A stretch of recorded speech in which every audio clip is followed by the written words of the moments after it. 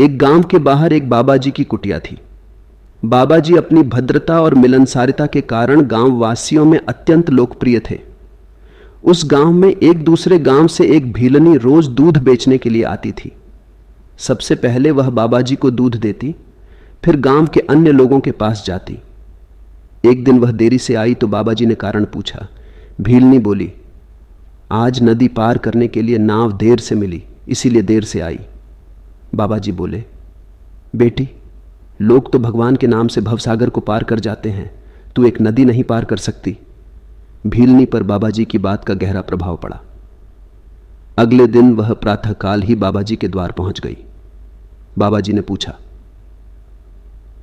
आज इतनी जल्दी कैसे आ गई?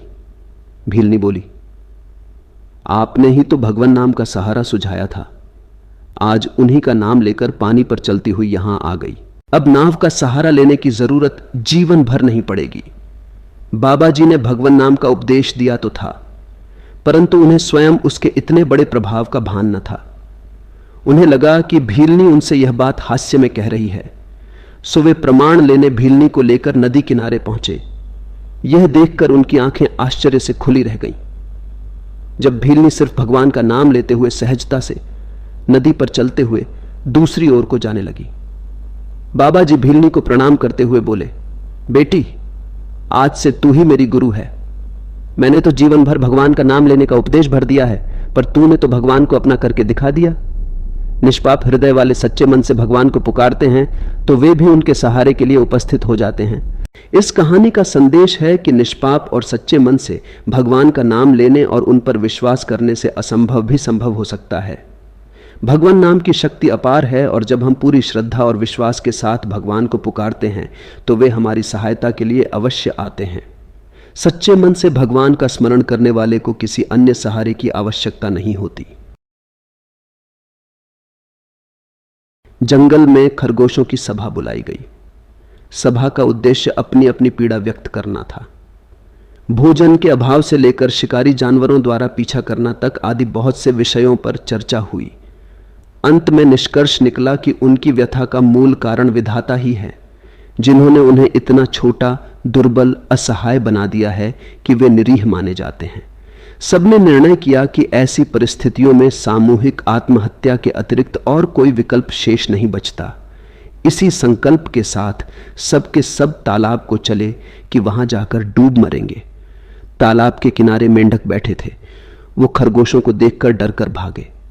यह देखकर एक समझदार खरगोश बोला, मित्रों, अब हमें आत्महत्या करने की आवश्यकता नहीं।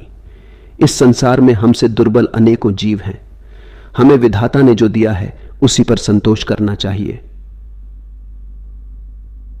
विषम परिस्थितियों में भगवान को कोसने के बजाय उन विशेषताओं पर गर्व करना चाहिए जिनसे सुसज्जित कर भगवान ने हमें मनुष्य रूप में धरती पर भेजा है।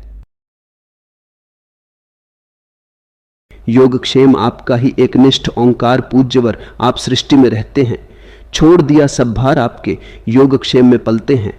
मानव जीवन मिला आज, फिर हमने मन में ठाना है। काम, क्रोध, मद, अहंकार से मुक्ति हमें अब पाना है। जो अनीतियों से लड़ने की राह बताई चलते हैं। छोड़ दिया सब भार आपके, योगक्षेम में पलते हैं।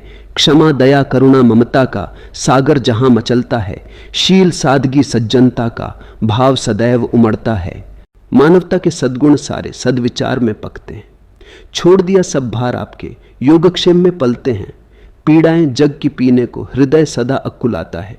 दुखिया की राहों में ही बिछ जाऊं मन हर्षाता है। सत्कर्मों के दीप हमारे मन मंदिर में जलते हैं। छोड़ दिया सब भार आपके, योगक्षेम में पलते हैं। जिस भी रूप नमन करता, जो विश्व रूप भगवान का। सदगुरु आप प्रमाण रूप, हरते हर दुख इंसान का। इष्ट देव हैं आप हमारे, श्रद्धा पूरित हो कहते हैं। छोड़ दिया सब भार आपके, योगक्षेम में पलते हैं। शोभाराम, शशांक।